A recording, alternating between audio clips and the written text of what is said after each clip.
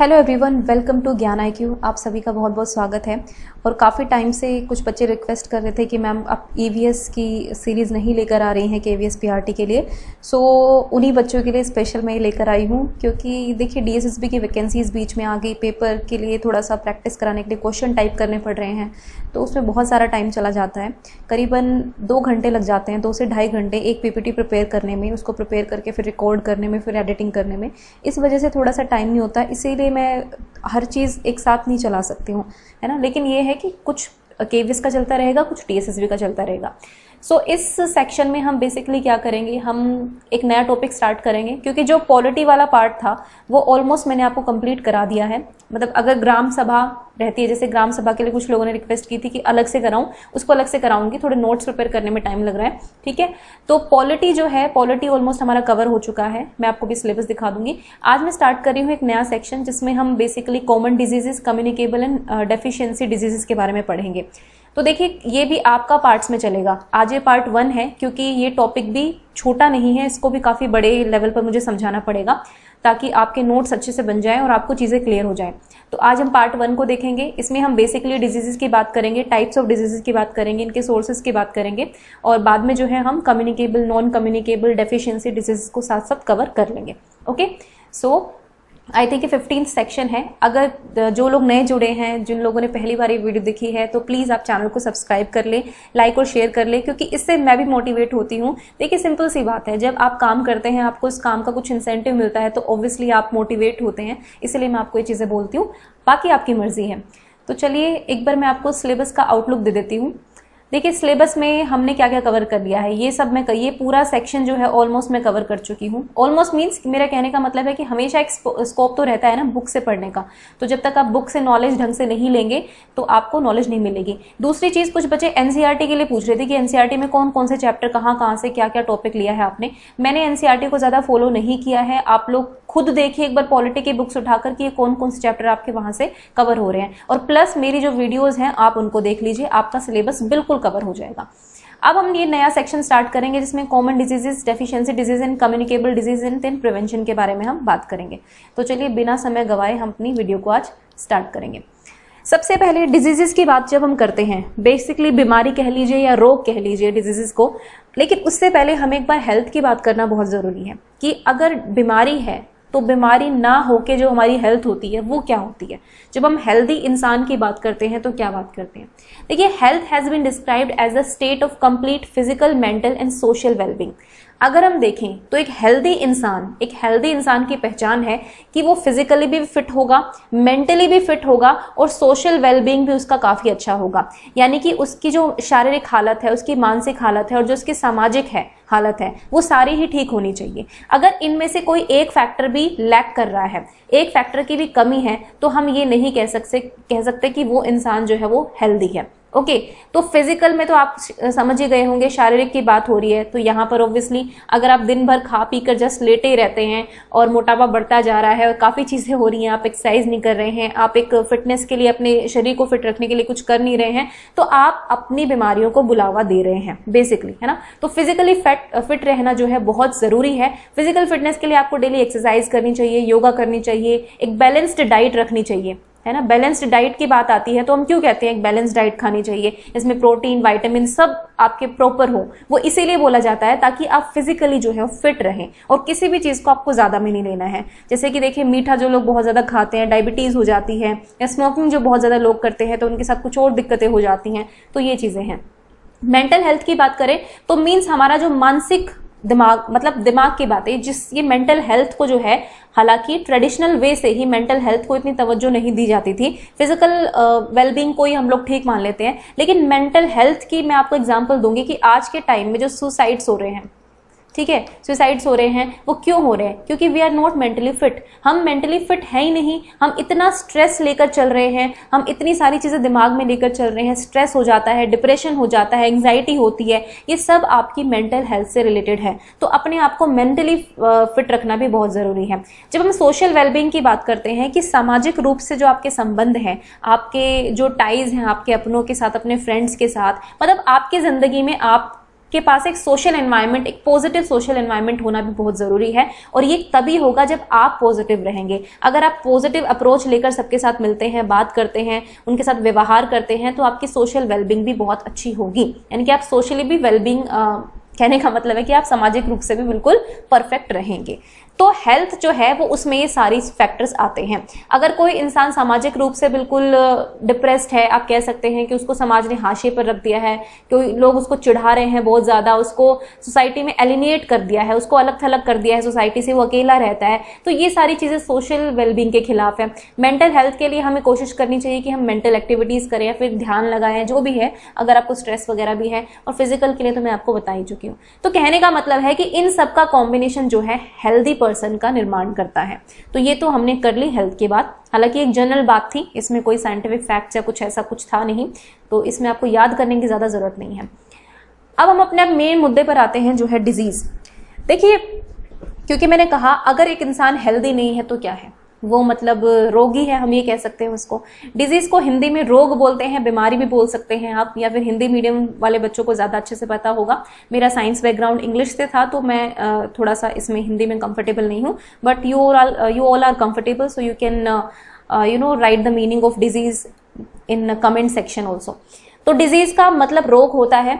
अब देखिए, disease word पे ध्यान देते हैं। डिस ईज, अगर इसको हम अलग से पढ़ें, डिस ईज यानी कि जब आप विदाउट ईज है, जब आप कंफर्टेबल नहीं है। आप देखिए, इजीनेस क्या होती है कि ठीक है, हम आराम से बैठे हैं, हमें कोई तकलीफ नहीं है, तो ये इजीनेस है, हम आराम से कुर्सी पे बैठे हैं, खाना खा रहे हैं, जो भी कर रहे हैं।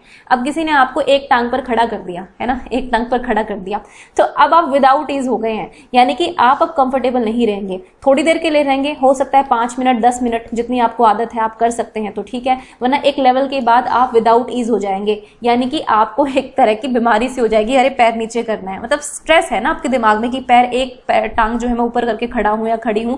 और वो कहते हैं ना कि फिर इससे क्या होगा, इससे आपके दिमाग पर भी प्रेशर जाएगा, फिजिकली भी आपके पैर में दर्द हो गया, जो भी होगा। तो डिजीज का मतलब होता है जब आप इजी नहीं होते, आप डिस्कंफर्ट हो जाते हैं। अब डिस्कंफर्ट के बहुत सारे तरीके होते हैं। एक बार हम डिजीज की डेफिनेशन पर ध्यान देंगे। Diseases can be defined as an impairment or malfunctioning of the normal state of the living organism that disturbs or modifies the performance of the vital functions. तो देखिए, डिजीज क्या होती है, एक इम्पेयरमेंट कह सकते हैं, यानी कि कोई भी जीवित जीव होता है, एक लिविंग ऑर्गेनिज्म है, जैसे हम हैं, एनिमल्स हैं, हम सब लिविंग ऑर्गेनिजम्स हैं। हमारी जो सामान्य स्थिति होती है उसमें अचानक से कोई खराबी हो जाए, कुछ हानि हो जाए, कुछ लॉस हो जाए, तो उसको बेसिकली हम डिजीज कहते हैं, जिसकी वजह से हमारा जो प्रॉपर जो जिंदगी के रोजमर्रा के जो हम कार्य करते हैं ना, जो हमारे बहुत ही इंपॉर्टेंट फंक्शंस होते हैं, खाना खाना, नहाना धोना, ये सब चीजें जो होती हैं ये नहीं कर पाते हैं हम उस अनइजीनेस की वजह से, या फिर उस डिस्कम्फर्ट या malfunctioning of the normal state of the living organisms की वजह से। तो इस वजह से जब हम डिस्कम्फर्ट हो जाते हैं, जब हमें लगता है कि हाँ कुछ हमारी बॉडी में कुछ गलत हो रहा है, कुछ अजीब सा हमें महसूस होने लगता है, किसी को कुछ और, जैसे कि बॉडी, किसी का शरीर टूट जाता है, किसी के सर में दर्द होता है, किसी के पैर में दर्द होता है, पेट में दर्द होता है, तो ये सब कहीं ना कहीं बीमारियों के लक्षण होते हैं। अब वो तो आपको एग्जामिन करने के बाद ही पता चलता है कि आपको क्या बीमारी है क्या नहीं है, बट बेसिकली जब हम डिस्कम्फर्ट हो जाएं, जब हमें लगे कि हमारे जो एक बॉडी का पार्ट है या पूरी बॉडी जो है उसकी फंक्शनिंग अच्छे से नहीं हो रही है, तब हम कह सकते हैं कि हम डिजीज का शिकार हो गए हैं या हो सकते हैं। ठीक है, अब देखिए, आज के सिनेरियो में मैं अगर डिजीज की बात करूं तो आपको बेसिकली कोविड-19 जो है उसका ही ध्यान आता होगा, है ना। ये बीमारी ऐसे ही तो आ ही नहीं गई है, हालांकि इस बीमारी पर भी अभी तक चल रहा है कि किसने फैलाई, क्या हुआ क्या नहीं हुआ, वुहान वायरस बोलता है, कोई कुछ बोलता है, या जो भी है, लेकिन ये हमारे दिमाग में सबसे पहले आती है डिजीज का नाम लेते ही। चलो ये तो बात हो गई, ये तो एक डिजीज का एक कारण है, एक फैक्टर हो सकता है जो, देखिए अब डिजीज जो है इसके बहुत सारे फैक्टर्स होते हैं, बहुत सारे फैक्टर्स की वजह से ये फैल सकती है। अब मैं आपको एक और चीज बताती हूँ, जब हम स्वच्छता की बात करते हैं, सफाई की बात करते हैं, जब हम कूड़ा इधर उधर डालते हैं, कोई भी चीज गलत करते हैं, सोसाइटी में करते हैं, तो वो सब भी कहीं ना कहीं रोग का एक कारण बन सकता है ना। कूड़ा इधर उधर फैला देना, ये एक नॉर्मल चीजें बता रही हूँ, तो प्लीज ऐसा ना करें। अब देखो, डिजीज के बहुत सारे फैक्टर्स होते हैं। सबसे पहले मैं बात करूंगी एनवायरमेंटल फैक्टर्स की। इसको मैं डिटेल्स में अभी नहीं कराऊंगी, क्योंकि जब मैं टाइप ऑफ डिजीज कराऊंगी तो मैं आपको डिटेल्स में कराऊंगी, लेकिन अभी फिलहाल मैं आपको जस्ट एक हिंट दे रही हूँ। एनवायरमेंटल फैक्टर्स यानी कि पर्यावरणीय जो कारक हो सकते हैं, वो कौन कौन से हो सकते हैं।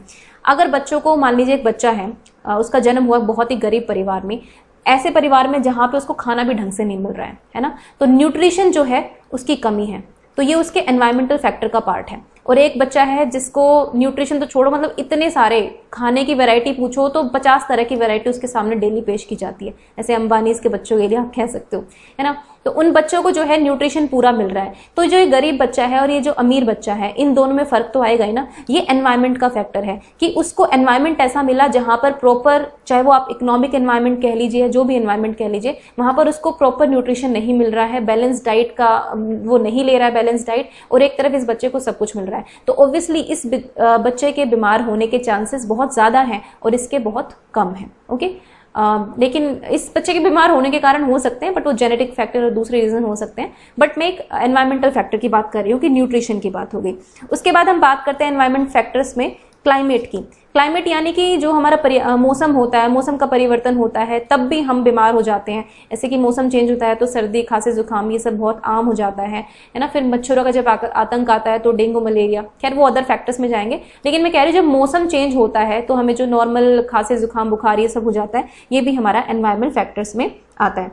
अब देखो, आप साथ साथ जो है ना नोट्स बनाते रहिए, क्योंकि मैं बोलूंगी भी और कुछ ऐसा भी एक्स्ट्रा बोलती हूँ जो आपको लिखने की जरूरत होती है, तो प्लीज मेक नोट्स। तो ये तो मैंने एनवायरमेंटल फैक्टर्स की बात करी, डिजीज के होने की। अब क्या कोई और कारण हो सकते हैं? बिल्कुल हो सकते हैं। कुछ इन्फेक्टिव एजेंट्स होते हैं, इनको बाद में डिटेल में पढ़ाऊंगी आपको, है ना। अभी ये मत सोचना कि मैडम आपने बहुत थोड़ा सा बताया, ये जस्ट डिजीज को समझा रही हूँ। इन्फेक्टिव एजेंट्स कौन कौन से हो सकते हैं? इसमें आपके माइक्रो ऑर्गेनिजम्स हो सकते हैं। माइक्रो ऑर्गेनिजम्स जैसे कि आपके बैक्टीरिया। माइक्रो ऑर्गेनिजम्स को क्या बोलते हैं हिंदी में, प्लीज कमेंट सेक्शन में बता देना। बैक्टीरिया हो गए आपके, वायरस हो गया, वायरस में जैसे आपका कोविड-19 जो है वो वायरस का एग्जाम्पल है। फिर बैक्टीरिया है जिसमें टीबी भी आती है आपकी और बहुत सारी बीमारी आती है। फिर फंगी है, ठीक है, जैसे ब्लैक फंगस, व्हाइट फंगस की बात आजकल हो रही है। ये सब माइक्रो ऑर्गेनिजम्स हैं। ये इन्फेक्टिव डिजीज होती हैं जो बहुत जल्दी से फैल जाती है, इन्फेक्शन हो जाता है। ओके, अब उसके बाद इनको छोड़ दे तो एक और कारण हो सकता है, वो आपका हो सकता है कि जैसे कि जो आपने इनहेरिट की हो, यानी कि जो आप में जेनेटिक हो, जेनेटिक डिजीजेस जो हमें अपने पूर्वजों से मिली हो, है ना। जैसे डायबिटीज है, वो भी एक तरह की जेनेटिक बीमारी है। एक हीमोफीलिया बीमारी होती है जिसमें खून जो है लगातार अगर कट लग जाए तो बहता ही रहता है, क्लॉटिंग नहीं हो पाती है, वो भी एक जेनेटिक डिसऑर्डर है। इसके अलावा बहुत सारे जेनेटिक डिसऑर्डर हो सकते हैं। अब देखिए, ये हो सकते हैं तो मैंने 3-4 फैक्टर आपको बता दिए। इन सबका कॉम्बिनेशन भी हो सकता है कि इन्फेक्शन भी है, फिर जेनेटिक डिसऑर्डर भी है, फिर एनवायरमेंटल फैक्टर भी है। इन सबका कॉम्बिनेशन भी हो सकता है। तो डिजीज होने के बहुत सारे कारण हो सकते हैं। अब थोड़ा सा एक चीज बताना चाहूंगी आपको कि डिजीज के भी कुछ सोर्सेज होते हैं। 2 तरह के सोर्सेज से डिजीजेज निकल कर आती हैं, उन सोर्सेज को बताऊंगी।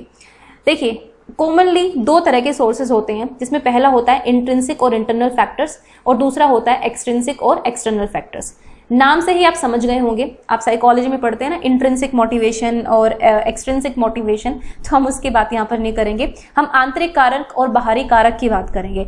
आंतरिक का मतलब होता है जो हमारे बॉडी के अंदर है, यानी कि that exist within our human body, ठीक है, within the human body या फिर हमारी बॉडी में। ऐसे फैक्टर्स जो हमारी बॉडी के ही अंदर जन्म लेते हैं, डिजीज कॉजिंग फैक्टर्स, बीमारी करने के वो कारण जो हमारे मानव शरीर के भीतर ही मौजूद होते हैं, उनको हम इंट्रिंसिक या इंटरनल फैक्टर्स बोलते हैं। इसमें एग्जाम्पल में कौन कौन से दूंगी आपको, जैसे कि जेनेटिक डिसऑर्डर हो गया, ठीक है, अनुवांशिक कोई विकार हो गया, जैसे मैंने आपको बताया था, या फिर कोई जन्म से ही बच्चा जो है वो किसी के हाथ में प्रॉब्लम होती है, किसी के पैर में प्रॉब्लम होती है, या ब्रेन में दिक्कत होती है, तो ये सब जेनेटिक डिसऑर्डर है। फिर हार्मोनल इम्बैलेंस होता है। देखिए, हमारे जो ग्लैंड्स हैं वो सिक्रिएट करते हैं, एंडोक्राइन ग्लैंड्स जो है वो हार्मोन सिक्रिएट करते हैं, और हार्मोन के इम्बैलेंस की वजह से जो है हमें बहुत सारी प्रॉब्लम्स हो जाती है। हार्मोनल इम्बैलेंस का मेन एग्जाम्पल देखिए, एडोलेसेंट्स जो होते हैं, किशोर जो होते हैं, उनमें बहुत ज्यादा डिसबैलेंस होता है ना, मुंह पे पिंपल निकल आते हैं, वो इसीलिए निकल पाते हैं क्योंकि हार्मोन्स का थोड़ा सा बैलेंस इधर उधर होता रहता है। तो कुछ बच्चों को ये दिक्कतें भी होती हैं। हार्मोनल इम्बैलेंस से बहुत सारी दिक्कतें और भी होती हैं, लेकिन ये हार्मोन्स क्योंकि हमारी बॉडी के अंदर ही सिक्रेट होते हैं, इसीलिए इनकी वजह से जो है ये इंटरनल फैक्टर में आते हैं। उसके बाद malfunctioning of the various body parts, अगर हमारे किसी बॉडी पार्ट की फंक्शनिंग अच्छे से नहीं हो पा रही है, जैसे कि मैंने कहा ना आपको, सपोज आपको कुछ चीजें खाने से एलर्जी होती है क्योंकि आपकी बॉडी का कोई पार्ट जो है वो उसको झेल नहीं पाता है, तो ये भी एक मेल फंक्शनिंग में आ गया। या फिर कोई आपका हाथ जो है वो काम नहीं कर पा रहा है, अंदर से कुछ प्रॉब्लम हो गई है, तो ये सब मेल फंक्शनिंग में आ गया। तो देखिए, ये कुछ एक्सटर्नल फैक्टर्स हैं जिनकी वजह से हमें बीमारियां हो जाती हैं। नेक्स्ट फैक्टर की बात करेंगे जो है एक्सट्रिंसिक और एक्सटर्नल फैक्टर, यानी कि बाहरी कारक। इनका सोर्स कहाँ होगा? इनका स्रोत जो है वो ह्यूमन बॉडी के बाहर होता है, हमारी बॉडी के अंदर नहीं होता बल्कि बाहर से हमारे अंदर कुछ आता है। ऐसे disease causing factors which enter the human body from outside, जो बाहर से आती हैं। इनके एग्जाम्पल कौन कौन से होते हैं? जैसे माइक्रो ऑर्गेनिजम्स, है ना, सूक्ष्म जीव, सॉरी माइक्रो ऑर्गेनिजम्स को बोलते हैं सूक्ष्म जीव, ये गूगल ट्रांसलेट से किया है ना तो आ जाता है। अब इसमें कौन कौन से होते हैं? वायरस हो गया, बैक्टीरिया हो गया, फंगी हो गया, प्रोटोजोआ हो गया, बहुत सारे होते हैं माइक्रो ऑर्गेनिजम्स। ठीक है, तो देखिए सूक्ष्म जीव जैसे जीवाणु, विषाणु, विषाणु को आई थिंक वायरस बोलते हैं, जीवाणु बैक्टीरिया, कवक फंगी, है ना, इनके अलावा और भी हो सकते हैं। एनवायरमेंटल पॉल्यूटेंट्स हो सकते हैं जिनकी वजह से सांस की दिक्कत, एस्थमा की दिक्कत, ये सब हो सकती है। टोबैको, अगर आप सिगरेट पी रहे हैं, आप बीड़ी पी रहे हैं, कुछ भी कर रहे हैं। फिर ड्रग्स होती हैं, ड्रग्स मीन यहाँ पर नशीले पदार्थ जो आप ले रहे हैं, उनकी वजह से भी आपको बीमारियां हो जाती हैं। तो ये सारे एक्सटर्नल फैक्टर्स हैं, यानी कि बॉडी के अंदर प्रेजेंट नहीं है, ये बाहर से आ रहे हैं, तो इनको बोलते हैं हम एक्सटर्नल फैक्टर्स। अब जो है मैं आपको एक बार बहुत सारे थोड़े बीमारियों के एग्जाम्पल दे देती हूँ जो आप कैटेगराइज कर सकते हैं कि इंटरनल फैक्टर्स। देखो इंटरनल फैक्टर्स में मैं अगर आपको एग्जाम्पल दूं, जैसे कि आपका जो हार्ट अटैक आता है, ठीक है, बहुत कॉमन है, हार्ट अटैक हो गया, या फिर आपको आई की बीमारी होगी जैसे मायोपिया हो गया, है ना, आई की बहुत सारी प्रॉब्लम्स होती है, आंखों की दिक्कत जो होती है, या फिर एनीमिया हो गया, ओके, उसके बाद ड्वार्फिज्म हो गया, हाइट छोटी है आपकी, ये सारे फैक्टर्स जो हैं ये डिजीज के कारण हो सकते हैं। डायबिटीज हो गया, एलर्जीज हो गई, ठीक है, अर्थराइटिस हो गया, आपको थायराइड हो गया, ये सारे जो हैं आपकी इंटरनल कॉजेज में आते हैं। ठीक है, मतलब ये बीमारी ऐसी हैं जो इंटरनल कॉजेज की वजह से होती है। अगर हम एक्सटर्नल की बात करें तो इसमें सबसे मेन बीमारियां आती हैं जो आपके एग्जाम में पूछी जाती हैं बार बार, है ना, जैसे कि सबसे पहले तो मैं ये कह दूंगी कि माइक्रो ऑर्गेनिजम्स जो होते हैं, जो वायरस, बैक्टीरिया, फंगी, इनसे जो होती है, जैसे कि टीबी हो गई, पोलियो हो गया, एड्स हो गया, लेप्रोसी हो गया, हीमोफीलिया हो गया आपका, सॉरी हीमोफीलिया नहीं, हीमोफीलिया मोस्टली जेनेटिक होता है, जेनेटिकली होता है, जेनेटिक फैक्टर्स इन्वॉल्व होते हैं उसके अंदर। ठीक है, या फिर आपको मान लीजिए मेंटल स्ट्रेस हो रहा है, जैसे मैंने मेंटल हेल्थ की बात की थी ना, स्ट्रेस हो रहा है, डिप्रेशन हो रहा है, एंजाइटी हो रहा है, तो ये किसी ना किसी बाहरी कारक की वजह से हो रहा होगा आपको जरूर, क्योंकि बाहर मान लीजिए किसी की नौकरी नहीं लग पाती है, कोई पढ़ रहा है, बहुत सालों से नौकरी की तैयारी कर रहा है, नहीं लग पाता है, डिप्रेशन हो गया, एंजाइटी हो गई, तो ये सारे आपके एक्सटर्नल फैक्टर्स की प्रॉब्लम्स हो सकती हैं ना। रिकेट्स हो गया, या फिर कोलरा हो गया, मीजल्स हो गया, ये सारी बीमारियां, फूड पॉइजनिंग हो जाती है आपको, निमोनिया हो जाता है, रेबीज हो जाता है, डेंगू, मलेरिया, ये सारे आपके एक्सट्रिंसिक या फिर एक्सटर्नल फैक्टर्स की वजह से होते हैं। ओके, आई होप कि क्लियर हो गया होगा सबको इतनी चीजें। अब हम चलते हैं टाइप्स ऑफ डिजीजेस के अंदर। देखिए अगर ब्रॉडली हम कैटेगराइज करें, अगर मुख्य रूप से हम कैटेगराइज करें तो 4 तरीके की डिजीज होती है। ब्रॉड कैटेगराइजेशन बताया मैंने, ठीक है, मैं वो वाला कैटेगराइजेशन नहीं बता रही जो आपका एग्जैक्ट सिलेबस कह रहा है कि communicable disease and deficiency disease. जब भी हम सिलेबस की बात करते हैं ना, तो इसका मतलब ये नहीं है कि वहां पर कम्युनिकेबल और नॉन कम्युनिकेबल लिखा है तो हम वही पढ़ेंगे बस, जैसे कि वहां पे सिर्फ कम्युनिकेबल मेंशन आपके सिलेबस में, तो इसका मतलब ये थोड़ी है कि हम नॉन कम्युनिकेबल को नहीं पढ़ेंगे, ऑफकोर्स हम पढ़ेंगे। उनका अगर कॉमन डिजीज कहने का मतलब है कि डिजीज मतलब कॉमन डिजीज मतलब क्या, आम बीमारियां जो होती रहती हैं, है ना, तो वो हमें पढ़नी जरूरी है। तो इसीलिए मैंने आपको ये सारा एक्सप्लेन किया है। जब भी आप स्टार्ट करते हैं तो हमेशा उसका बैकग्राउंड जरूर आपको पढ़ना चाहिए। तो 4 तरीके की ब्रॉडली कैटेगराइजेशन हो सकता है। पहली है एक्यूट डिजीजेस, दूसरी है क्रोनिक, कंजेंशियल और एक्वायर्ड डिजीजेस। एक्यूट को तीव्र रोग कहते हैं, क्रोनिक को जीर्ण रोग कहते हैं, कंजेंशियल को जन्मजात रोग बोलते हैं, एक्वायर्ड को उपार्जित रोग बोलते हैं। ठीक है, अब देखो इतनी ही हिंदी यहाँ पर आ पाई है मुझे, लेकिन अब मैं आपको थोड़ा सा एक्सप्लेन करूंगी कि ये acute diseases, chronic, congenital, acquired diseases होती क्या है अलग अलग से। सबसे पहले बात करेंगे एक्यूट डिजीज की। तो देखिए एक्यूट डिजीज क्या होती हैं, ये ऐसी बीमारियां होती हैं जो एकदम से हो जाती है, अचानक हो जाती है आपको, ठीक है, और इफेक्ट भी बहुत तेज हो जाता है और मतलब बॉडी को बहुत तीव्र रूप से एकदम से अफेक्ट करती हैं और बहुत अचानक से हो जाती हैं। जैसे इनके एग्जाम्पल मैं आपको देना चाहूंगी, आपका कॉमन कोल्ड जो होता है ना, इन्फ्लुएंजा हो गया, या फिर जैसे कि आपको आंखों में कई बार हो जाता है ना, आंखों में कुछ रेड हो जाता है, इन्फ्लुएंजा हो गया, कॉमन कोल्ड हो गया, खांसी हो गया और जुकाम हो गया, बहुत इजीली आप कैच कर जाते हो इन चीजों को, और ये बहुत ही सडनली आती हैं, मतलब बहुत अचानक से आती हैं और बहुत क्विकली अफेक्ट करती है हमारी बॉडी को, तो इसलिए इनको एक्यूट डिजीज बोलते हैं। अब देखिए क्योंकि ये बहुत क्विकली अफेक्ट करती हैं तो इसका मतलब ये नहीं है कि घातक नहीं हो सकती हैं, किसी को कॉमन कोल्ड की वजह से भी बहुत सीरियस इलनेस हो जाती है, तो इस पे मैं कमेंट नहीं करूंगी।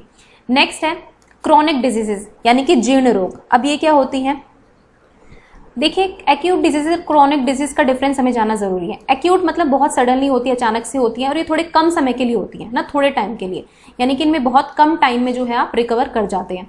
लेकिन जो क्रोनिक डिजीज होती है ये बहुत ही लॉन्ग लास्टिंग होती है, ठीक है। और ये क्या होती है, लॉन्ग लास्टिंग होती है, जैसे कि टीबी हो गई, तो ये एक तरह की क्रोनिक डिजीज है, क्योंकि ये इतने ज्यादा दिन तक चलती है कि ये आपकी पूरी वेल बीइंग को इफेक्ट करती है। ये आपकी मेंटल हेल्थ को भी इफेक्ट कर सकती है, या आपकी सोशल हेल्थ को भी इफेक्ट कर सकती है, और फिजिकल को तो करेगी ही करेगी। जैसे अगर एक्यूट डिजीज आपको हो जाती है, सपोज आपको सर्दी, आपको खांसी हो गई, नॉर्मल है ना, जुकाम हो गया, तो आप स्कूल जाएंगे ना। लेकिन अगर आपको क्रोनिक डिजीज हो गई, जैसे टीबी हो गई या जो भी हो गई, आप स्कूल जाएंगे, लेकिन आपका ध्यान जो है अपनी बीमारी पर ही लगा रहेगा, क्योंकि ये बहुत ही ज्यादा इन्फेक्शियस होगी, आपको बहुत लंबे समय तक रहेगी, जो आपकी पूरी मेंटल हेल्थ को भी हिलाकर रख देगी। और दूसरी चीज ये है कि एक्यूट डिजीज का जो ह्यूमन हेल्थ है उस पर इफेक्ट थोड़ा कम होता है, मतलब बहुत कम के बराबर में से। मैंने पहले आपको बोला था कि ये ज्यादा भी हो सकता है किसी किसी में, एक्सेप्शंस हमेशा रहती है। लेकिन अगर हम जनरली बात करें तो जो एक्यूट डिजीजेस होती हैं इनका इफेक्ट जो होता है ह्यूमन हेल्थ के ऊपर वो बहुत ही कम होता है। लेकिन क्रोनिक डिजीज का जो है ह्यूमन हेल्थ के ऊपर बहुत ज्यादा इफेक्ट पड़ता है, द मेजर इफेक्ट पड़ता है, और बहुत ज्यादा टाइम भी यहाँ पर लगता है। तो ये क्रोनिक डिजीज होती है। जैसे टीबी हो गई ना, प्रॉपर आपको मेडिटेशन करना पड़ेगा एक लंबे टाइम पीरियड के लिए। या फिर एक होती है एलिफेंटियासिस, उसमें भी शायद आई थिंक मच्छर के काटने से होती है। पैर बहुत मोटा हो जाता है, और मतलब पैर बहुत ज्यादा मोटा हो जाता है कि आप you are unable to walk, आप चल नहीं सकते हैं, इतना ज्यादा पैर फूल जाता है उसमें। तो वो भी एक बीमारी है जो क्रोनिक डिजीज के अंदर आती है। तो ये क्रोनिक डिजीज और इसका डिफरेंस मैंने आपको थोड़ा सा बताया है। क्योंकि देखिए एक्यूट जो है वो नॉर्मल, क्योंकि एनवायरनमेंट चेंज होता है ना हमारा, तो उस एनवायरनमेंट का इफेक्ट तो बॉडी पर पड़ेगा ही पड़ेगा, क्योंकि बाहर से कुछ ना कुछ ऐसे फैक्टर्स हमारे बॉडी के अंदर एंटर करेंगे जिसकी वजह से बॉडी एकदम से रिस्पॉन्ड करती है, और उस टाइम पे हमें थोड़ा सा बीमार हो जाते हैं हम, थोड़ी सी हमें वो इफेक्ट करती है। लेकिन क्रोनिक डिजीज के एक प्रॉपर कारण होता है, और इस कारण की वजह से वो बहुत ज्यादा लंबे समय तक टिकती है। अगर मैं आपको इसमें और एग्जांपल देती हूँ क्रोनिक के, ताकि आपको समझ में आए, जैसे कि एस्थमा है, ठीक है, ये लंबे समय तक टिकेगा। उसके बाद कैंसर होता है, ये भी एक तरह का क्रोनिक डिजीज कह सकते हैं आप इसको भी। डायबिटीज होगी, मतलब ऐसी बीमारियां जो बहुत लंबे समय तक आपके शरीर को इफेक्ट करती हैं। हालांकि ऐसा नहीं है कि एकदम से आपकी इनसे मौत हो जाती है, लेकिन ये आपको धीरे धीरे मतलब बहुत देर लगाती हैं ठीक होने में, और आपकी पूरी वेलबींग को जो है इफेक्ट करती हैं। तो इनको हम बोलते हैं क्रोनिक डिजीजेस। नेक्स्ट डिजीज की बात करेंगे जो है आपकी कंजेंशियल डिजीज, जिनको हम कहते हैं जन्मजात रोग हिंदी में। देखिए कंजेंशियल डिजीज वो होती हैं जो आप में जन्म से प्रेजेंट होती है।